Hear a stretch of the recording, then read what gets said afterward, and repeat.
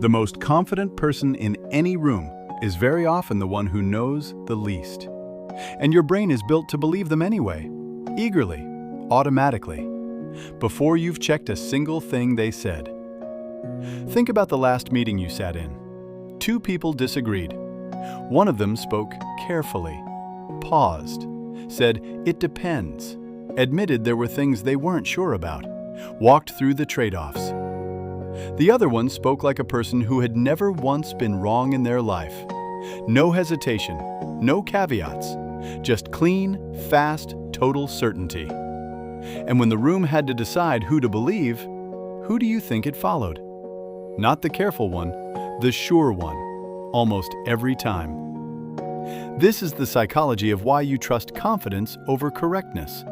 The strange, dangerous way your brain treats how certain someone sounds as if it were the same thing as how right they are. And those two things are not the same. They were never the same. In fact, as you're about to see, they are often opposites. The person most certain they're right is frequently the person least equipped to know. By the end of this, you're going to understand exactly why your brain does this. Why confidence is so contagious and so convincing. Why the people who deserve your trust the most are often the ones who sound the least sure. And here's the part that should genuinely change how you listen to everyone forever. Why total, caveat-free certainty about anything complicated is not a sign of expertise. It's usually a warning. So let's start with why your brain falls for it in the first place. Because it's not stupidity. It's a shortcut, and shortcuts exist for a reason. Here is the problem your brain is trying to solve. The world is full of claims, and you cannot possibly verify all of them.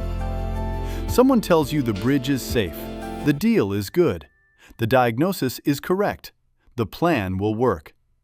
To actually check whether they're right would take enormous time, effort, and knowledge you often don't have. So your brain needs a fast, cheap way to guess who to believe without doing all that work. It needs a proxy, a signal that's quick to read and roughly good enough. And the proxy it landed on over millions of years is confidence. How sure does this person seem? How smoothly do they say it? Do they hesitate, or do they deliver it like a fact carved in stone? Your brain reads fluent, certain, unhesitating delivery as a signal of truth. Because, on average, across the deep history of small human groups, the person who spoke with confidence often did know what they were talking about. Confidence was a decent enough guess at competence. Not perfect, but fast and free and right often enough to keep you alive. It goes deeper than just tone, too. Your brain has a quiet rule that anything easy to process feels more true. A claim delivered smoothly, simply, without stumbling, in a clear, strong voice, slides into your mind frictionlessly. And that very smoothness gets misread as a sign that it's correct. Meanwhile, a more accurate claim that's full of qualifications, that's harder to follow, that makes you work. That friction gets misread as a sign that something's off. So the confident speaker wins twice. Once because certainty signals competence, and again because their effortless delivery makes the idea itself feel truer, regardless of whether it is. The hard truth, stated carefully, has to fight uphill against the easy falsehood, stated smoothly. Your brain grades partly on how good it feels to hear, and confidence feels wonderful to hear. This is why a slick, simple, certain explanation can beat a messy, accurate one in your mind before you've evaluated a single fact. The slick one is easier to swallow, and easy gets mistaken for true. Picture why this mattered for your ancestors. In a group facing a real decision, which way to travel, whether a stranger was a threat, where the water was, you couldn't run an investigation. You had to act, often quickly. So following the person who spoke with calm certainty was a sensible bet. Hesitation cost time, and time could cost lives. The groups that quickly rallied behind confident voices tended to move faster and survive better than the groups that paused to fact-check everyone. So we became a species that is powerfully, instinctively drawn to certainty. We hand our trust to whoever sounds the surest, and we do it almost before we've thought about it at all. And this isn't just a private quirk of how you listen. It's been built into everything around you. Think about who gets promoted at work. Not always the most capable person, very often the most confident one. The one who interviews like they've never doubted themselves, who speaks in meetings like every word is settled fact. Think about who gets elected, who gets funded, who gets the benefit of the doubt. We have constructed entire systems, companies, institutions, whole societies that quietly select for confidence and filter out doubt. Because confidence is the signal we're wired to reward. Which means the people who rise to the top are disproportionately the people most willing to project certainty, whether or not they've earned it.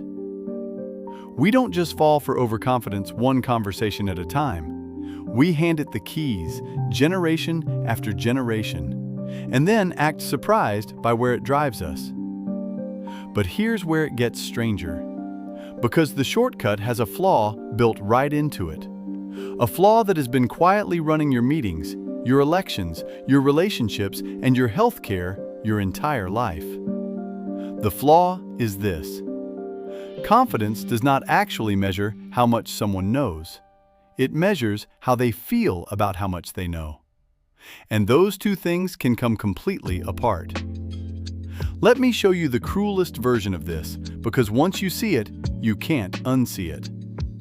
There is a well-documented pattern in how human beings judge their own ability. The people who are worst at something often have the most confidence in their ability at it. Not despite knowing little, because they know little. Here's the trick of it. To accurately judge how good you are at something, you need the very expertise you're missing. The skills required to be good at a thing are the same skills required to recognize you're bad at it. So a person who barely understands a subject literally cannot see the size of their own ignorance. The gaps are invisible to them. And from inside that blindness, everything feels simple, obvious, certain. So they speak with total confidence, because from where they stand, there's nothing to be uncertain about. Now look at the opposite end. Look at a real expert. The more deeply someone understands a subject, the more they can see its complexity, the exceptions, the unknowns, the places where the honest answer is, it depends, or we don't fully know yet, or it's more complicated than that. Expertise doesn't produce certainty, it produces caveats. The most knowledgeable person in the room is very often the one saying the most cautious, qualified, hedged things. Not because they know less, but because they know enough to see how much there is to be unsure about. Sit with what that means.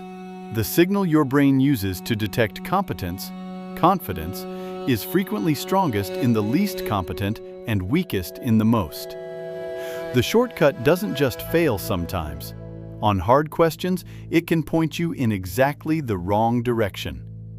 The loudest, surest, most unwavering voice in the room is often the one with the least behind it. And the quiet, hedging, careful voice you're inclined to dismiss is often the one that actually knows. Your brain is using confidence as a map of competence. But on difficult terrain, that map is sometimes printed upside down. There's one more thing that makes this so powerful, and it's that confidence spreads. It's contagious in a way that careful doubt never is. When one person in a group states something with total conviction, it doesn't just persuade. It gives everyone else permission to stop thinking. The certainty travels. One person says it like it's obvious. A couple of heads nod, and suddenly the whole room has quietly agreed to a thing nobody actually checked, because the first confident voice set the temperature, and everyone else just matched it. Doubt doesn't spread like that. Doubt is quiet, slow, easy to ignore. Confidence is loud and fast and feels like momentum, and momentum in a group is almost impossible to resist. This is how a single, sure, wrong person can swing an entire meeting, an entire family decision, an entire crowd. Not by being right, but by being the loudest source of certainty in a room full of people who were all secretly unsure. And the reason it works so well is that, deep down, certainty feels good to receive. Uncertainty is uncomfortable. The world is confusing and full of open questions, and a person who steps forward and says, "Don't worry, I know exactly what's going on," is offering you relief. They're taking the discomfort of not knowing off your shoulders. So you don't just believe the confident person, you're grateful to them. You want them to be right. That want quietly tips the scale, and you hand over your trust not because they proved anything, but because their certainty soothed something in you that hates being unsure. Let me give you some examples, and watch how many of these you've lived. Start with the meeting, since everyone knows the meeting. Two colleagues present competing ideas. One has actually done the work, and because they've done the work, they know the risks, so they present it honestly, with the trade-offs included. The other has a thinner grasp, but a thicker confidence, and they sell it like there's no possible way it fails. The room, reading confidence as competence, goes with the second one. The careful person watches their better idea lose to a worse one, purely because it was delivered with doubt instead of swagger. This happens in companies every single day. Confident but wrong beats careful but right, and everyone files out of the room feeling like a good decision was made. Now take it somewhere with higher stakes. Medicine. You see two doctors. One says, with total assurance, "It's definitely this. Here's exactly what we'll do, no question." The other says, "It's most likely this, but I want to rule out a couple of other things to be sure." Which one do you trust more? Most people instinctively trust the certain one. They find the hedging doctor less impressive, even worrying. But the doctor expressing appropriate uncertainty is very often the better doctor, because they're being honest about how medicine actually works, where the confident one may simply be overconfident, or covering, or not skilled enough to see what they're missing. We're drawn to the certainty. The certainty can get us hurt. And notice the cruel twist in it. The honest doctor, by admitting uncertainty, actually lowers your trust in them, while the overconfident one raises it, which means the system rewards exactly the wrong instinct. The doctor who's brave enough to say, "I want to double check before I commit," is giving you better care and getting punished for it by your own gut. If you can learn to trust that careful voice instead of recoiling from it, you'll make better decisions in the rooms where it matters most. Or take dating. The charming, magnetic person who walks in radiating absolute self-assurance pulls focus instantly, while the thoughtful, slightly more uncertain person fades into the background. Confidence is attractive. It reads as capability, as safety, as someone who has it together.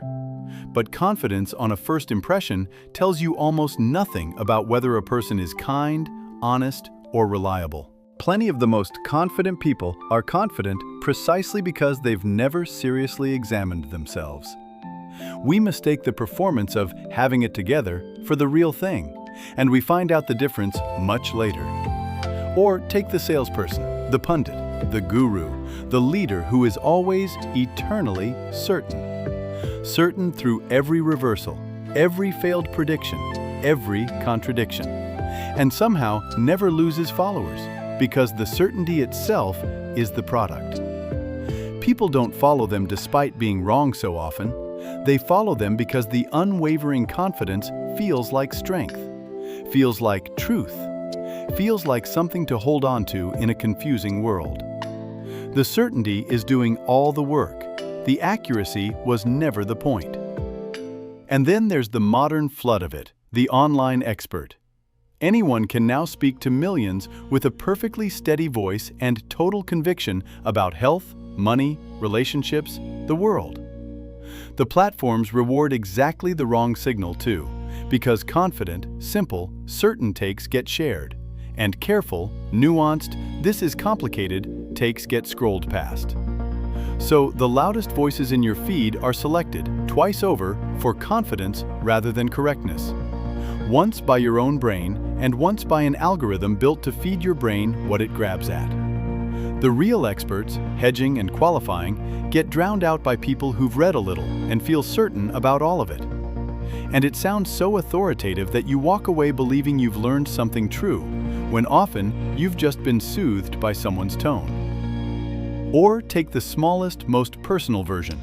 A friend gives you advice about your life, your job, your relationship, your big decision, with total confidence, no hesitation, no acknowledgement that they're seeing it from the outside with half the information. And because they sound so sure, you weight their certainty heavily, maybe even over your own messy, uncertain, but far better informed read of your own situation. The most confident voice about your life is frequently the one that knows it least, precisely because they're not living inside its complications. You are. Your doubt is honest. Their certainty is just distance. Every one of those has the same shape, a confident signal and an accurate signal pulling in different directions, and your brain, by ancient default, grabbing the confident one. Which brings us to the twist. The thing that flips this whole picture over and that I want you to keep for the rest of your life. Confidence tells you how someone feels about what they're saying. It tells you nothing reliable about whether it's true. These are two completely separate measurements, taken with two completely different instruments, and your brain has been treating them as one your entire life. Once that clicks, the whole world reorganizes. The certainty in someone's voice is data about their emotional state, not about reality. It tells you they feel sure. It does not tell you they are right. A person can feel total certainty about something false, feel it with their whole chest, deliver it without a flicker of doubt, and be completely, dangerously wrong. The feeling of certainty and the fact of correctness live in different parts of the universe, and one is no evidence of the other. And here's the part that should rewire how you listen. The signals you've been taught to distrust, I'm not sure, I could be wrong, it's complicated, let me think about that, I don't know, are frequently signs of exactly the opposite of weakness. They're signs of a mind that's actually tracking the truth, that's honest enough to show its own uncertainty, that knows enough to know what it doesn't know. We've been trained, by our own ancient wiring, to dismiss the most trustworthy people in the room, the ones humble enough to admit the limits of what they know, and to follow the ones who've never glimpsed those limits at all. The willingness to say, I might be wrong, is not a flaw in someone's credibility. On hard questions, it's one of the best signs of it. Here's a way to lock this in. Imagine two voices describing the same uncertain future. The first says, "This will absolutely work. Trust me, there's no doubt. It's a sure thing." The second says, "I think this is our best shot. Here's why. But I want to be honest that there are a couple of ways it could go wrong, and here they are." Your gut pulls you toward the first voice. It's cleaner, stronger, more reassuring. But stop and ask which person you'd actually want making a real decision that affects your life. The second one has told you more, hidden less, and shown you they can see the whole board. The first one has told you only how they feel. The reassurance of the first voice is exactly the thing that should worry you, and the small discomfort of the second voice is exactly the thing that should earn your trust. We've got it backwards, and the cost of getting it backwards is enormous, because we keep handing the biggest decisions to the people least able to see their own blind spots. So what do you actually do with this? You don't start distrusting everyone confident. Plenty of confident people are also right, and certainty isn't automatically a lie. The move is subtler. You learn to separate the two signals that your brain insists on fusing. When someone tells you something with great confidence, run a quiet split in your head. Note the confidence. Fine, they feel sure. Then set it aside completely and ask the only question that actually matters. What's the reasoning? What's the evidence? Make them show you the road they took to get to the conclusion, not just the conclusion delivered with a straight back and a steady voice. Real knowledge can show its work. Empty confidence usually can't. Push gently on it and it tends to collapse into, "But trust me," or "It's obvious," or some irritation that you'd even ask. The request for reasoning is how you tell the difference between someone who knows and someone who merely sounds like they do. A simple test helps here. Confidence answers the question, but only competence can answer the follow-up. Anyone can state a conclusion firmly. The real signal is what happens when you ask the second question. How do you know? What would change your mind? What are you less sure about? The person who actually understands has somewhere to go with those questions. The person running on pure confidence has nowhere to go, and you'll feel the floor drop out from under their certainty almost immediately. So don't just listen to the first confident statement. Ask one honest follow-up, and watch which kind of person you're dealing with. And flip your own alarm. On any genuinely complex topic, treat total, caveat-free certainty as a yellow flag, not a green one. The harder and more uncertain the real answer is, the more suspicious you should be of anyone who claims to be completely sure. The world is complicated. Anyone who's looked at it honestly carries some doubt. So when someone offers you perfect certainty about something messy, the most likely explanation isn't that they've solved what no one else has. It's that they can't see what they're missing. Above all, learn to value the right kind of doubt, in others and in yourself. The person who can say, "I'm not certain, here's what I do know and here's what I don't," is usually worth 10 of the ones who never met a question they couldn't answer instantly. Calibrated uncertainty is not weakness. It's what truth actually sounds like when an honest person is handling something hard. And turn that lens on yourself, because this is the uncomfortable part. You are also subject to this. The topics where you feel the most unshakably certain are not automatically the topics where you're most right. Sometimes they're just the topics where you know the least about your own gaps. The feeling of certainty is generated inside you by the same faulty machinery, and it feels identical whether you happen to be right or wrong. So the next time you catch yourself completely sure about something complicated, a person, a politics, a plan, pause and ask the same question you'd ask anyone else. What's my actual reasoning? What would it look like if I were wrong? Could I show my work, or am I just feeling sure?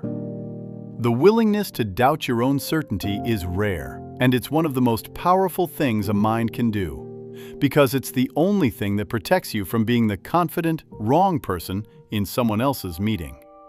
Because here is the quiet truth underneath all of it. We built a world that rewards confidence and punishes doubt, that promotes the sure, elects the certain, follows the loudest voice. And then we wonder why we keep ending up led by people who were never right, just never uncertain. The fix doesn't start with them. It starts with you, and with a single new habit. Stop letting the volume of someone's certainty set the volume of your trust. Listen for the reasoning under the confidence, and give your trust more often to the brave, unglamorous people willing to say the 3 words your brain has been trained to dismiss. I don't know. They're usually the ones standing closest to the truth. And once you start listening this way, you'll notice it everywhere, and it will quietly protect you. You'll catch the confident wrong take in the meeting before you sign on to it. You'll give a little more weight to the careful colleague everyone overlooks. You'll notice when a doctor, a contractor, a financial voice, anyone with real power over your life is offering you certainty that the situation doesn't actually support. And you'll know to ask for the reasoning before you hand over your trust. You'll stop being so easily swept up by the loudest voice in the room, and you'll start finding the quieter, steadier, more honest one that was there the whole time, getting drowned out. Think about how much of human history is a story of confident people leading everyone off a cliff, while the cautious voice that warned them got ignored for being weak. The certain captain who wouldn't slow down. The sure leader who couldn't imagine being wrong. The expert who'd stopped doubting. In almost every disaster, there was someone in the room expressing exactly the right uncertainty and being dismissed for it because their doubt didn't sound as strong as the confidence that drove everyone over the edge. The lesson keeps repeating because the wiring keeps winning. You can't fix the whole species, but you can stop being one more person who mistakes a steady voice for a true one. So the next time someone hands you total certainty about something complicated, hear it for what it is, not proof, just a feeling, broadcast at high volume. Look past it for the reasoning underneath, and save your deepest trust for the rare, brave people honest enough to show you their doubt. Now here's something to carry into the next one. Notice what just happened. Your brain grabbed the loud, strong, emotionally vivid signal over the quiet, accurate one. Because strong signals hijack attention. That same pull explains something even stranger about you. There's a thing you can't stop watching, even though it makes you furious. A person, an account, a show, a feed that does nothing but make you angry. And you keep going back, again and again, like your thumb has a will of its own. You'd swear you hate it. So why can't you look away? That's the next thing we need to talk about. For now, I want one honest answer. Think of a specific time you followed the confident person, believed them, hired them, voted for them, trusted them, and they turned out to be flat wrong. What did that cost you? And would you have caught it if you'd asked them to show their reasoning instead of just listening to how sure they sounded?